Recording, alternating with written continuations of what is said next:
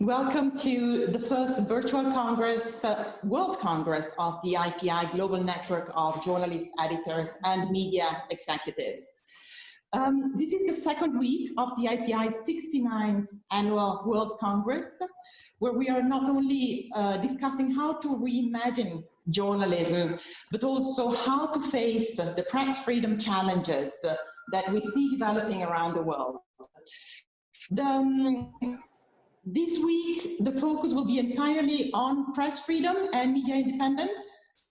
And on our first panel, we will look specifically at the challenges caused by the COVID-19 pandemic. So how has the pandemic increased attacks on press freedom around the world? We have four amazing speakers with us from four very different countries and regions, and I'll introduce them as I ask them the first question. I also would like to remind you to please post your questions in the Q&A box, post your comments in the comment box, feel free to share your thoughts, communicate with the other participants, and I'll look forward to selecting some of the questions in the second half of the conversation and bringing them to the attention of our speakers. Let me turn first to Supriya. Supriya Sharma is executive editor of Scroll.in, which is India's leading independent journal, digital news organization, which is known also for its investigative reporting and critical commentary, this in a country not known for its press these days. Supriya, in India, we have seen many reports of journalists arrested and charged during the pandemic, including yourself, I understand. Tell us a little bit about your case, but also tell us, why were journalists arrested and detained in the course of the pandemic? Hello, Barbara. Thanks for having me here. Let me start by saying that by virtue of working in the English language national media, I occupy a position of privilege in the Indian media landscape, which is why when the police filed a case against me, it got wide attention, which is often not the case with my colleagues who work at the grassroots, who work in small towns and villages, who face systemic harassment at all times, and particularly now during the pandemic. A rights group actually documented at least 55 instances of journalists facing either police arrest or cases or physical attacks in the first 2 months of the coronavirus lockdown here in India. Well, as you know, India had one of the harshest lockdowns where virtually in a matter of 4 hours, 1 billion plus people were told that not only do they have to stay at home, all transport services will be cut off, which meant that millions of migrant workers in India who live far away from home, who actually subsist on daily wages, were suddenly no longer did they have any work to do, and they couldn't even go back to their villages. And so millions of people were in this very precarious condition where for weeks on end, they did not have money. They were running out of money even to buy food. Many of these migrants do not even come under the food security schemes of the government, because these schemes are essentially catering to people in their native places. And so if you're away from the village, outside the security net. And as this humanitarian crisis was playing out, journalists who were reporting on this started coming under attack from the authorities. For instance, a reporter who filed a story about migrant workers being stranded and going without food was slapped with police cases in the state of Himachal. When after 5 weeks, train services, it seemed, would resume when the central government made announcements saying that they would restart trains, special trains for migrant workers. A journalist in Mumbai, based on an official letter from the railway authorities, announced on a TV channel that there could be train services starting soon, which led to migrant workers landing up at a railway station, which essentially was entirely blamed on the reporter who was arrested by the police. So a lot of the cases against reporters during the coronavirus pandemic were basically for reports that were asking for public accountability from the authorities. Much of it was related to the humanitarian crisis that we were seeing among migrant workers who were stuck far away from home. Coming to the case against me, well, I had traveled to the parliamentary constituency of the Indian Prime Minister Narendra Modi in the month of May. This constituency is called Varanasi. Here I spent about a week meeting a range of people to document their experiences during the pandemic, the health crisis that was unfolding, but also, as I said, this crisis of hunger, where people did not have work, did not have wages, did not have enough food. And in the course of that reporting, I traveled to a village which has been adopted by the Prime Minister. Now, there's a scheme in India where all elected representatives get to adopt a village to sort of present it as a showcase or model village to show how government schemes, development programs can be best implemented. So you pick up a village to show that this is how, when all development schemes are well implemented, the life of the village substantially improves. So the Prime Minister, in his capacity as a member of the Indian Parliament, had adopted a village in his constituency. And I visited that village where I found a lot of people complain they spoke of, they didn't even actually complain. They just shared their experiences of distress with me. They spoke about like going to sleep. There's a woman that she and her children often go to sleep hungry or at the best after having a cup of tea. So I wrote this story as part of this reports that I did from Varanasi, and a few weeks later we got to know that the police had filed a case again, ostensibly based on a complaint by one of the women I had interviewed in the village, who said that I had misrepresented her and that I had mocked her. As we got that the police has filed this case, we put out a statement saying that we stand by our story, that we have factually, accurately reported the story, and we then filed a petition in a higher court. What made this case slightly more complex was that the police had filed this case under provisions of the law that don't, for instance, allow for bail. I cannot apply for regular bail in the courts under the law that they had invoked against me, which is why I had to file I had to go to a higher court, and it took about 2 months, and eventually the higher court basically has given me protection from arrest. The case still stands. In India, courts are write down cases while investigation is still on. And so that investigation continues. Just to sort of connect the dots with what I began by saying that, you know, I'm in this position of privilege. So what is striking now is that we've seen that journalists working at the grassroots in India have always been vulnerable to harassment and intimidation. However, now what we're seeing is that those of us who work in the national media, who are based in the national capital, are also able to you know, a range of like it could be harassment through police cases. There have been instances of physical attacks on reporters, and essentially it seems that when it's about a message going out that when the most privileged journalists in the country aren't safe anymore, then everybody down the line will become even more cautious about the reporting that they do. Thank you for that. This is very disturbing development, especially for a country like India. Let me move to Glenda. Glenda Gloria is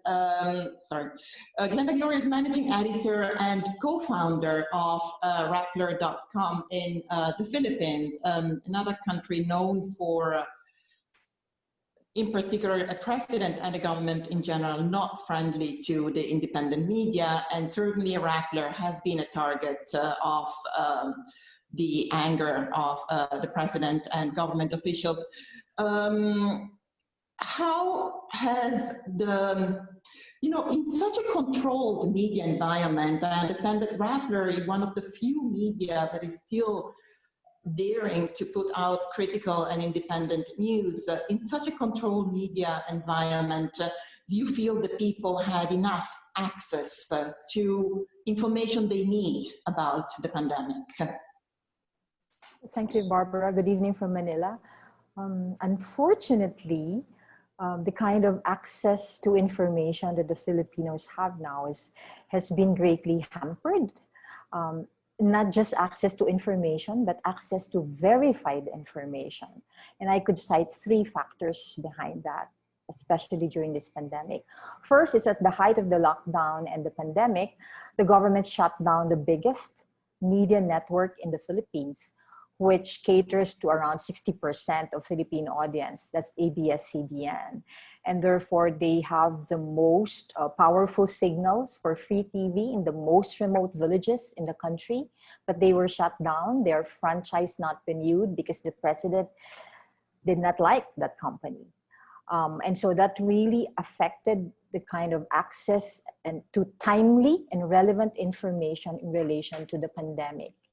Of course, the restrictions, again, to journalists in the face of the lockdown, we are unable to cover physically.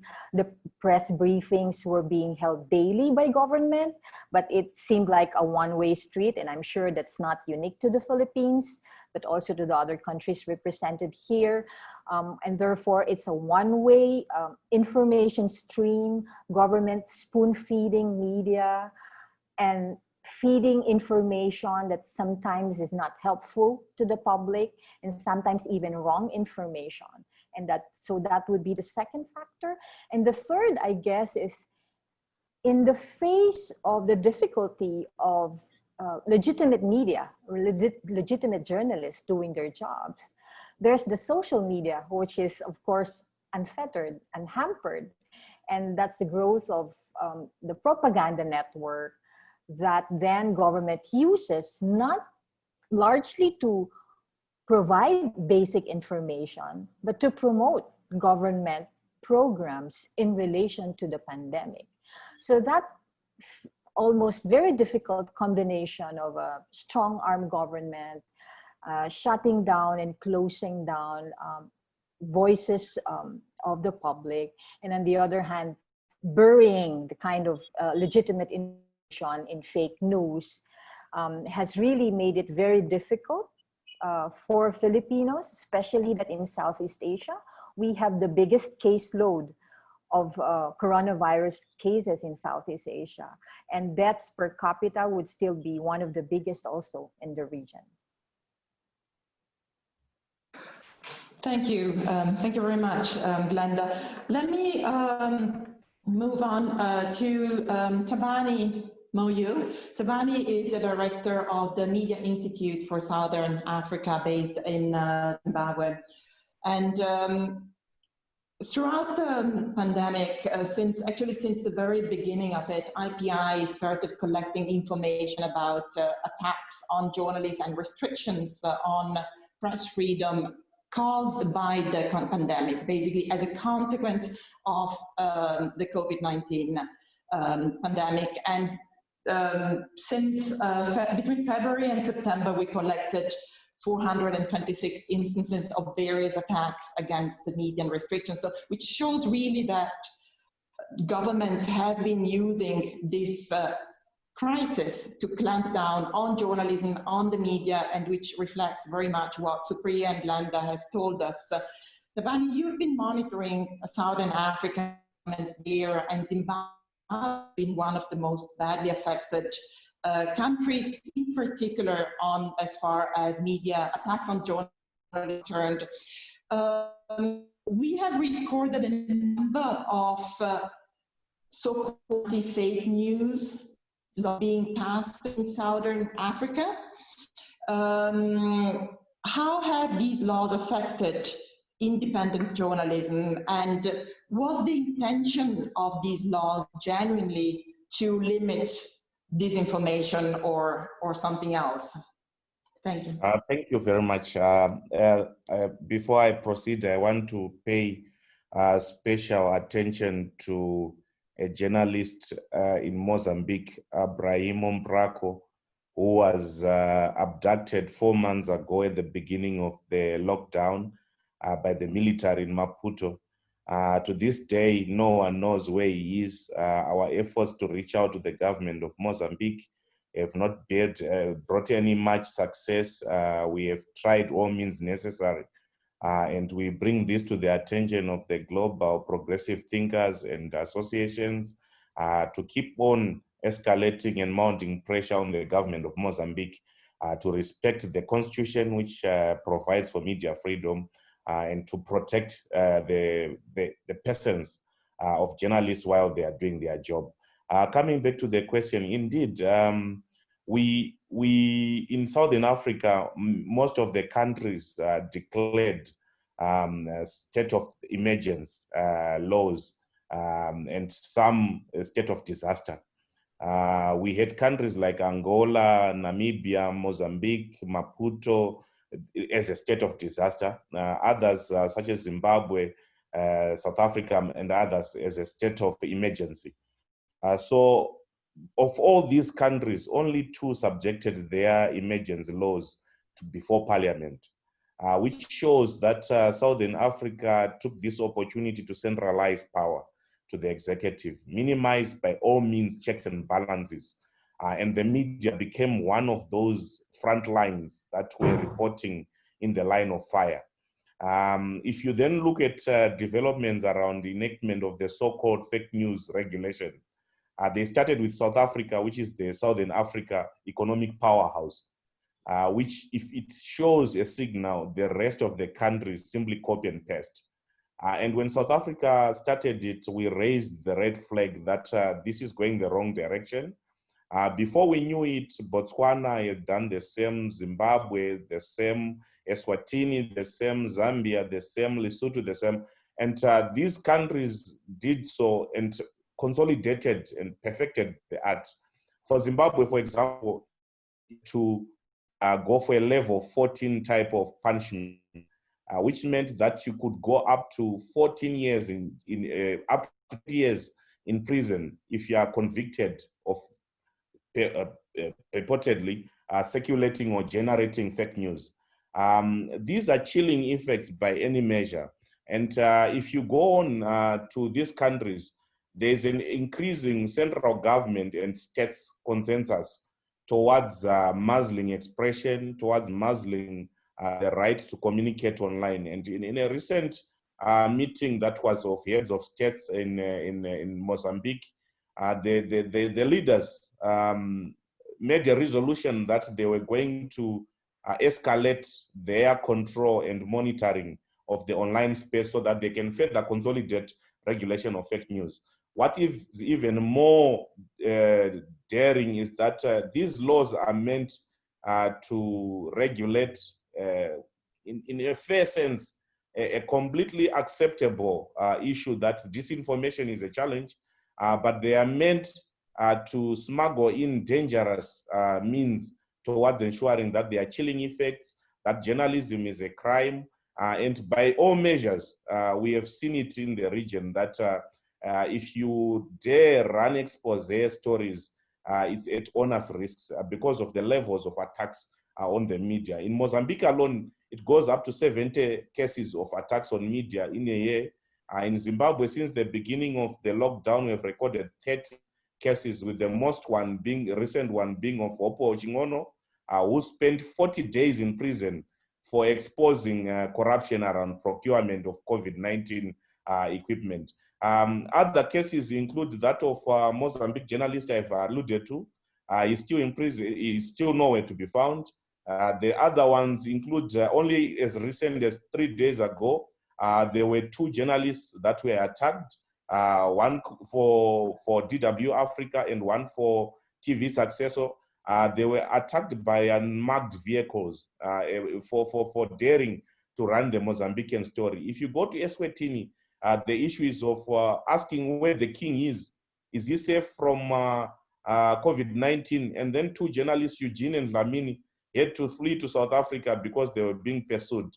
You go to Prime TV is shut down for daring to refuse the government to continue propaganda without payment. So it is a trend that shows that the region is highly fragile states which thrive on minimizing access to information as much as is possible. And when journalists try to run expose stories, they are tagged on the basis that they are violating regulations of COVID-19. But in actual fact, what will be under attack is the profession of journalism as being the front end line of trying to defend the checks and balances and accountability.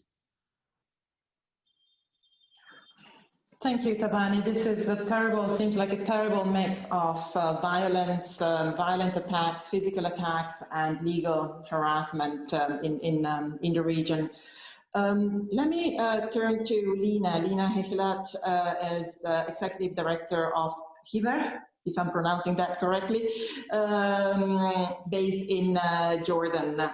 Lina, I understand that also in Jordan, right at the beginning of the pandemic, the government swiftly passed a new emergency law, which I believe is called the defense law, which supposedly to control the spread of the virus, but this law has been used also very much to limit civil rights and has affected the ability of journalists to carry out their work. Would you like to tell us a little bit about that? Sure. Thank you, Barbara. So, I mean, I think it's similar to many other places where, you know, it is, I would say that maybe it is understandable that governments do need to make unusual measures to be able to contain the spread of the pandemic. And it was interesting that when Jordan did pass this defense, activate, the law exists, but it had to be activated, the defense law, there was repeated emphasis from the Prime Minister and from the government spokesperson that, you know, this, you know, in no way is going to affect civil liberties and political rights and freedom of expression. And this is just meant to give the government space to take some of the measures needed to contain and, you know, prevent the spread of the pandemic. Which, you know, interestingly at the beginning seemed to be that way. There, you know, there was an unusual period of public trust in the government, which is not very common, I have to say, in Jordan or in this part of the world. But I guess we gradually started to see that no, you know, of course there are restrictions to on access to information. There are restrictions on movement of journalists. You know, at the beginning, not exactly similar to India, but we did have a very strict lockdown in Jordan at the start of the pandemic, and at the beginning, when there was like a full curfew, they only gave movement permits to essential workers, specific professions, and that was supposed to include media and journalism.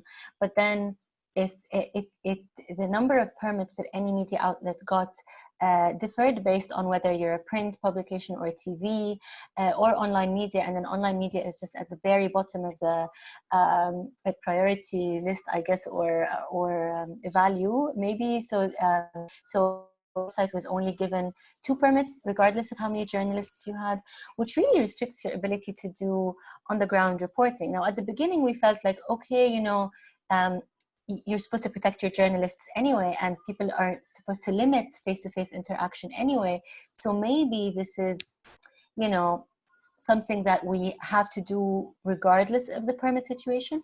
However, as the lockdown started easing and as they, you know, people started going back to work, different sectors started going back to work, journalists were still not able to get more permits to move. It took quite a while. You know, we were only able to move completely freely when the curfew was lifted entirely, but not as it was eased, which meant almost until end of May. So that was like 2.5 months of only 2 reporters being able to move. And we've seen also, I think similar to some of the stories that were already shared at the beginning also of the lockdown, when people in one of the poorer neighborhoods in Amman were complaining about because they laborers and, you know, they only get their income day to day and they have no security networks, that you know, that this is that they don't know what to do with with the lockdown. And this one man who was being interviewed, was very angry, and he was claiming what to do. How am I supposed to feed my family? Am I supposed to steal? Am I supposed to sell? Bam! The of the TV station and the news manager were both they were in jail for 3 days before being released on bail. And then interestingly, the initially they were undermining the government to fight the pandemic, but they were released on bail, and then the case was in a drawer. So it's one of those things where it's one method used sometimes where there's always a case in the drawer that can be pulled back out if needed, when needed. And I guess one of the most glaring stories that I would like to share is maybe not necessarily the COVID-19 restrictions, but how sometimes these restrictions can be used as an excuse. So because the government, in order to manage the situation, the economic pressures, decided to stop all pay raises for people working in the public sector. However, the teachers union in Jordan held a 1-month strike last year to be able to gain long-promised, long-awaited salary raises. So they were protesting the elimination or the postponement of this raise. And, they were basically saying that they might go on strike, that they might take certain measures to protest, and then the 13 members of the council of the teachers syndicate was arrested. The council was dissolved. The government took control of the syndicate, and a gag order was issued saying that no media outlet is allowed to publish anything related to the case. And so, some of us, defied the ban and published stories. There was a case of one journalist called in by, not one of our journalists, but somebody working with another website, who was called or prosecuted, detained temporarily, then released. But you could see that this caused a big wave of self-censorship in media. So there was very, very little coverage of what was happening with the teachers. And when thousands of teachers took to the streets to protest this decision, this was in August, they were, hundreds were detained temporarily because of the defense, because you're not allowed to have gatherings, it's the pandemic. So that was, obviously the justifications for arresting them. But this is a bigger political story in Jordan where, where this particular union is being repressed. So these are examples of some of the restrictions that have been taking place during this period of COVID-19. But I have to say, these governments have habits that are just, that are old, and they're not, they don't believe in free access to information and free speech, and so so there's always an excuse you can use to impose restrictions. A lot of things that they're saying now they've been saying from before, scaring people about social media, the spread of rumors, trying to legislate more laws to incriminate the spread of rumors and rumors and misinformation. But this is also such a powerful tool in the hands of undemocratic governments to repress and restrict freedom of press and freedom of expression. And then I guess there are so many other similarities where information is a one-way street, where the government has daily press briefings, so you feel like they're on top of it, but at the same time, they're not answering all your questions. They're inviting only a very limited number of journalists to the press conference. You submit requests for information. You don't get the actual numbers that you need. And so it is very much a controlled message at the time of the pandemic. Thank you, Lina. Yeah, I wanted precisely to pick up on your point, how COVID-19 has become the perfect excuse for undemocratic government, but unfortunately for some of the more democratic ones, you know, freedom, control information, control the and I'm going back to something Tabani said. I said, you know, and there is an increasing consensus toward the need for this, toward the need to muzzle free expression in the name of public health and so on. Now, there is a lot of talk now also about disinformation in the context of the COVID-19 pandemic, disinformation being spread about the virus, how dangerous that is. Maybe Glenda and Supriya, I believe in both your countries, disinformation comes from the government itself, primarily, or so how do you react to this ongoing conversation at the global level about the need to empower governments to stop disinformation? How do you see that? How do you see that developing in your countries? Well, Barbara, the state of disinformation in the Philippines is so deep and already and so spread. It's very difficult just for journalists, but for the public at large. I think how we are able to, we've tried to counter that by 3 ways. First, we expose disinformation daily. We're partners with Facebook, for example, Rapper. We do fact check, but we know that is not enough. And even various studies show that is not enough to fact check stories. And therefore we have to counter the kind of false narrative that the government and its propaganda network promotes and pushes on social media, which is that it is doing everything it can to address the pandemic, which is not true. And second, that it is still respecting human rights vis-a-vis pandemic, which is of course not true. We do the counter narrative, but third and more importantly is really just to push back on social media. When you see a lie, you debunk it immediately, both as an individual journalist and as a journalist organization, as a company. And then you expose the lies in such a manner that there's got to be, I think the challenge, for example, for the Philippines is for all media companies to really share content that exposes disinformation. And while we're not in that ideal situation yet, we are already, like we have a disinformation and democracy network, media companies in the Philippines, so that we agree at some point to really just share content, expose the lies. I think it's a baby step, but it's a step towards a collaborative and a more engaged and active, proactive action vis-a-vis disinformation.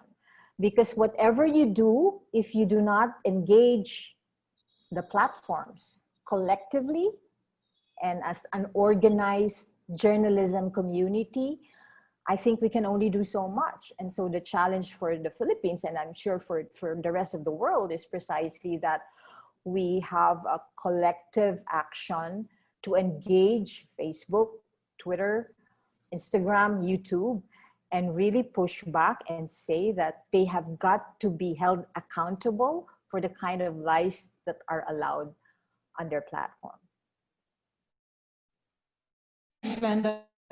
Example of cooperation between independent news organizations.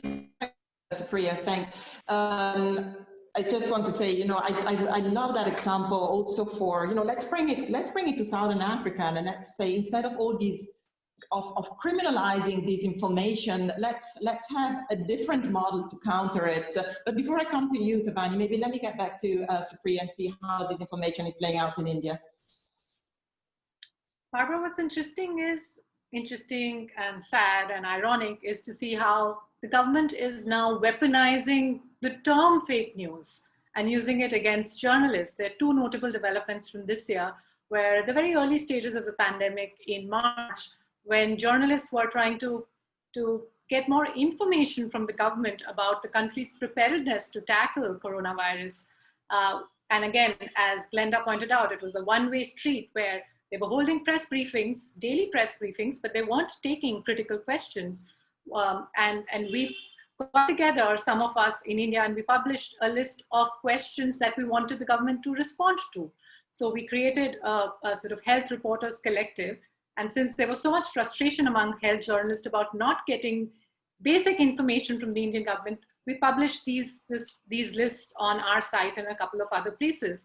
And while all of this was happening, the government went to the Supreme Court, basically using the term fake news and saying fake news could create panic during the pandemic. And they asked the court to issue orders that would not allow any news to be published or broadcast without media organizations first ascertaining the true factual position. Essentially, the government wanted us to publish only official information that it releases. Thankfully, the Supreme Court did not institute this state of censorship in India, but it reiterated the need for journalists to seek the government's version on events, which anyway, as journalists know, we're constantly actually sending email queries, we're seeking official answers for stories, getting any, to which this second development makes it very interesting. At a time when the government does not respond to journalistic queries on matters of public accountability, the government's Press Information Bureau this year has started a fact check, a so-called fact check, which basically seeks to debunk factually accurate media reporting by stamping it as fake news. So the Press Information Bureau essentially has now created on social media these channels where it is essentially now discrediting rigorous reporting by just stamping it as fake news. So these developments during the pandemic have actually made it very clear that misinformation in India is now really coming from the top. Thank you for that, Supriya. It's terrifying, I would say. There is a question which I would like to maybe turn to Tabani and Lina, and comes from Katie. Are the other speakers seeing the same kind of weaponization of social media against them as Glenda and Supriya have been describing in their own countries? So do you also see that in Southern Africa, Tabani, where the social media are being used by those in power primarily to attack independent, critical, quality journalism? Indeed, it is a trend which is worrying.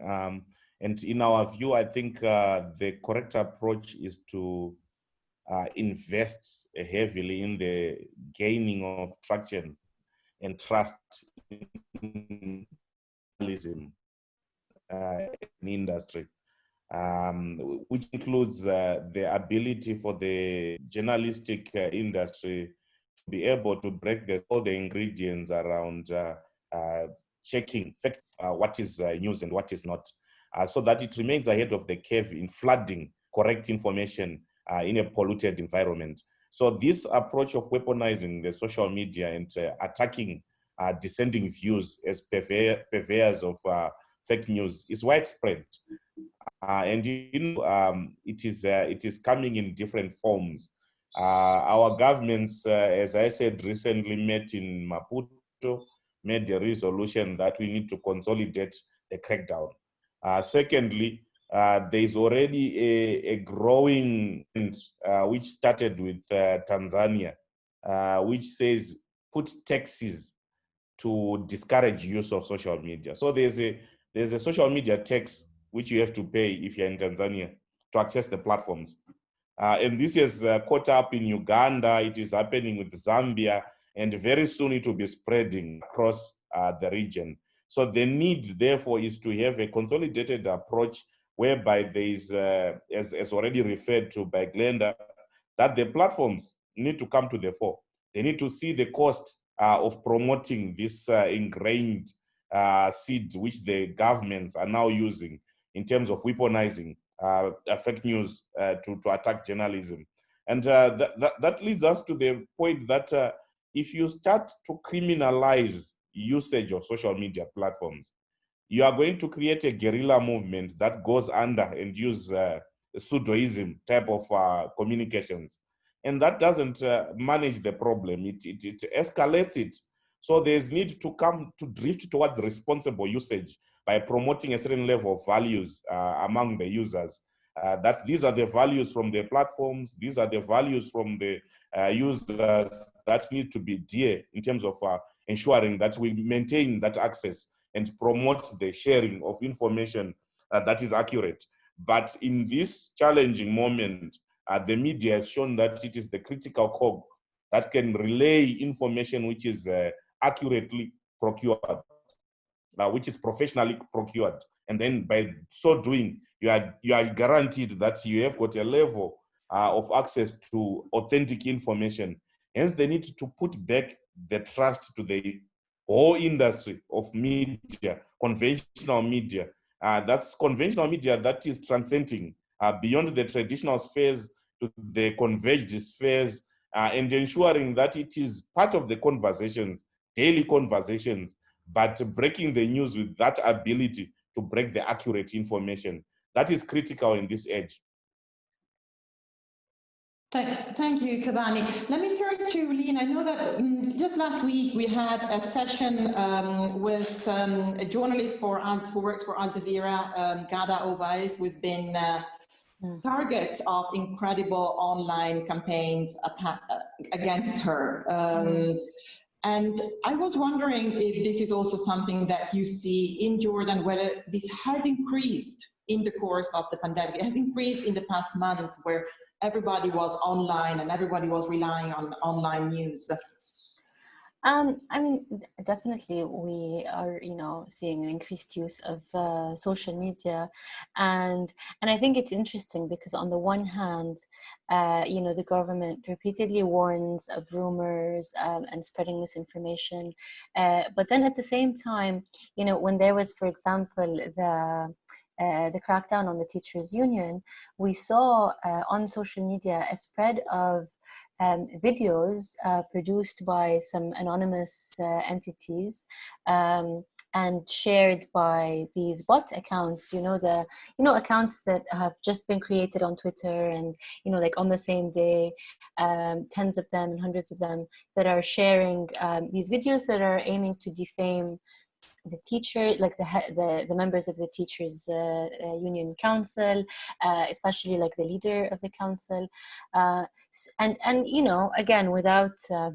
necessarily looking for tangible proofs, but the kind of narrative that they are that these videos and that these bots are promoting against the teachers is not entirely is not just spontaneous and innocent public opinion. There's this clear manipulation of the hashtags, the trending hashtags, the discussion on social media. So yeah, and then obviously, and then on the other hand, we do have a government sort of fact-checking initiative where they don't use that specifically for stories that come out in professional media, but they use it more for stories that spread on social media, where there's always like, here's what is false and here's the truth, and they're basically fact-checking. But just like Supriya said, it's very ironic to be doing this while at the same time not providing full access to data, information, numbers, or responses when journalists ask for them. You file a lot of requests, you make tens of phone calls, and if they don't want to answer, they don't want to answer, and you're not going to get anywhere with that. And there are stories, unfortunately, like we've had to kill some stories just because there is critical information.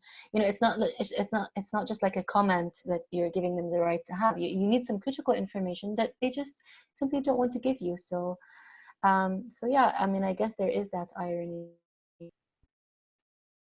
Thank you. Yes, access information immensely the pandemic and the lockdown, where again it became being on lockdown, government officials not accessing their own offices has become the perfect excuse to just not release information. But also safety concerns have become the perfect excuse to not allow journalists into hospitals and to talk to health experts. Maybe we have about 10 to 15 minutes left, about 10 to 12 minutes actually. Let us understand what are solutions. How do we come out of all this? We see a general press freedom situation has become much worse across the world as a consequence of the pandemic. What do we need to do now in order to ensure that as soon as over or even before, the media it is acknowledged that the media plays this big part in societies, especially during a crisis like this? Let me start from you, Tabani. What if you had one recommendation to the world leaders, the people of the world, anybody you want, what is your solution? My solution is more towards the journalists and progressive thinkers themselves, that we need to rethink solidarity, that when expression and media freedom are under attack, solidarity is the very first defense line. What happens is seemingly isolated corner of the world will not end there. If it chances are that it's coming to you fast, rose red across the globe. It should be rethought about, build organic collaborations to push back the attacks on the industry.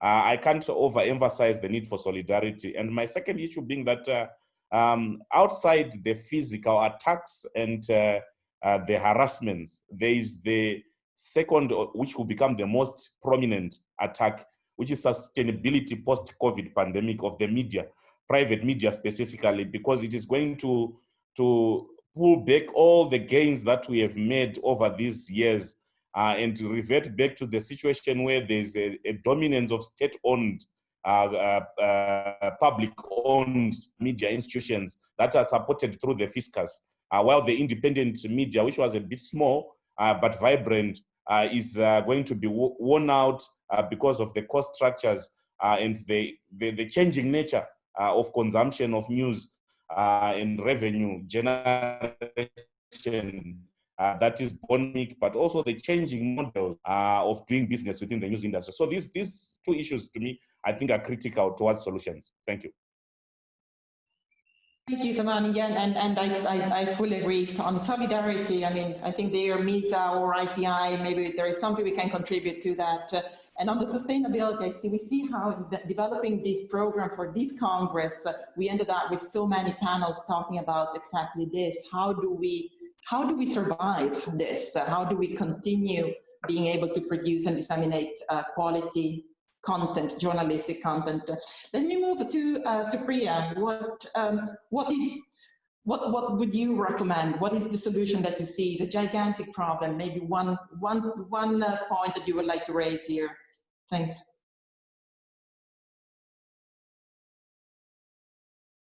Microphone is muted.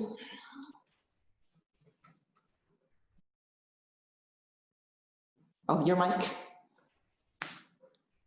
Supriya? Oh, your mic. We can. Oh, I'm so sorry. Yes, I was just saying that I wholeheartedly agree with what Tabani said. Solidarity to me seems the most important thing for all of us to be able to face what seem to be very similar situations in our countries.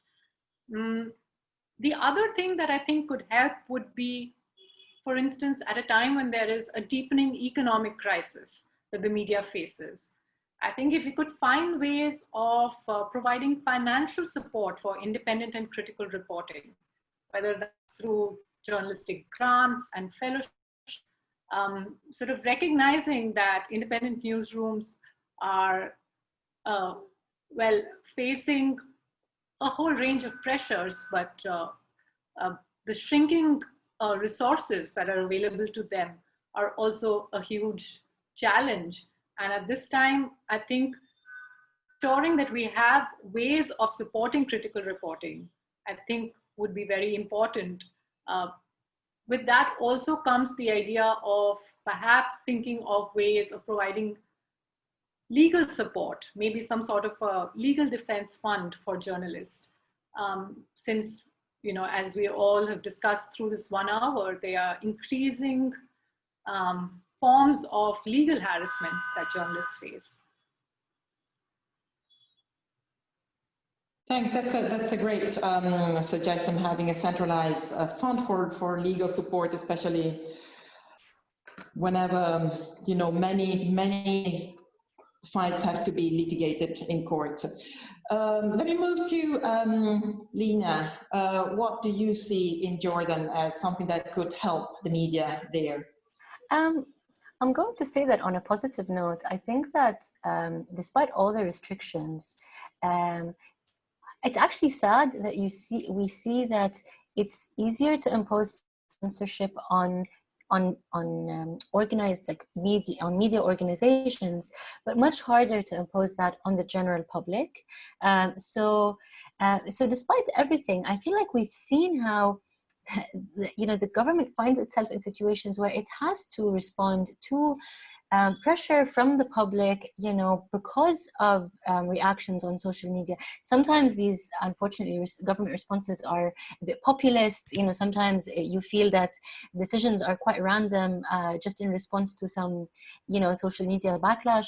But sometimes I feel like maybe to look at the bright side of things, that, you know, people are still able to exert pressure, you know, when they collectively speak up about something. And that is, I think, that's a good thing not to lose hope in. So for example, a couple of weeks ago in Jordan, a very famous cartoonist was arrested because he published a cartoon criticizing the United Arab Emirates, which is a big taboo in Jordan.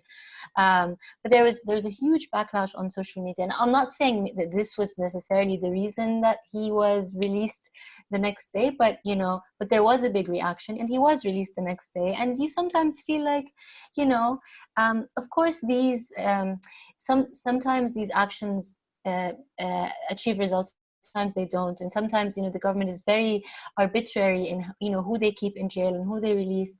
But I still think that not losing faith in readers or audiences, and for our readers and audiences not to lose faith in the importance of their solidarity, as Tabani said. I mean, I think that, and I think also local solidarity is very important. Sometimes we maybe overemphasize, and I cannot deny that, of course, it does have a role, you know, when there is international solidarity and when campaigns go global.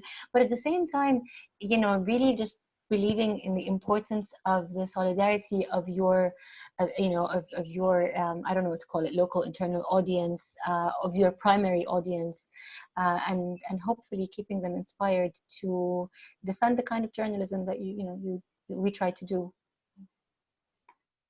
Thank you. That's a very positive, it is a very positive note, the power of your community, your readers. Glenda, maybe one of the most complicated realities in your country.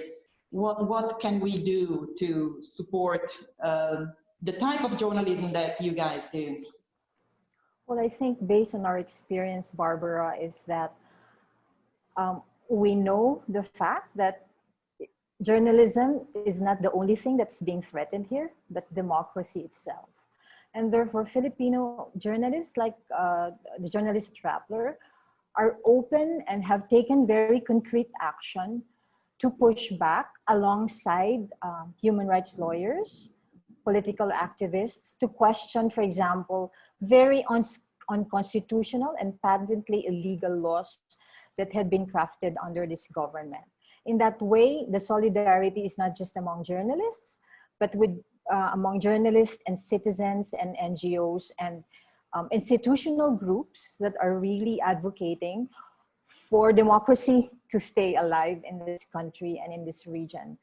A very specific example, for example, is the anti-terror law, which was passed at the height of the pandemic, which allows the imprisonment of anyone perceived to be plotting to terrorize the country for days, for weeks without charges. And that really is a very unconstitutional law. And we filed a case before the Supreme Court for petitions so far. It's unprecedented because it brought together journalists, former justices, lawyers, students, artists, etc. And it's the kind of solidarity among democracy advocates that we'd like to perhaps share as an experience as well. And second would be, because of the difficulty of media now, with the restrictions and also financial difficulties, especially for the newspapers, we hope to really see more cross-border reporting and collaboration with other journalists in Southeast Asia, in Asia, and even in Western countries. That way there's shared skills. Technology is also shared. Data is shared, a data dump that could run through a lot of various issues, because this pandemic needs to be told. Governments have to be held to account at some point. We are unable to do that because of the restrictions. But let it not be said that that should not be done. At some point, we would need the help of journalists outside the Philippines to be able to tell the story of this pandemic. I would like to thank our four incredible speakers for sharing the challenges they face, for the courage also in facing these challenges, but also for inspiring us. We need more solidarity. We need to value journalism, provide brands, provide sustainability models. We need legal defense, and we need to build strong communities that can support what we do. We continue believing is for this.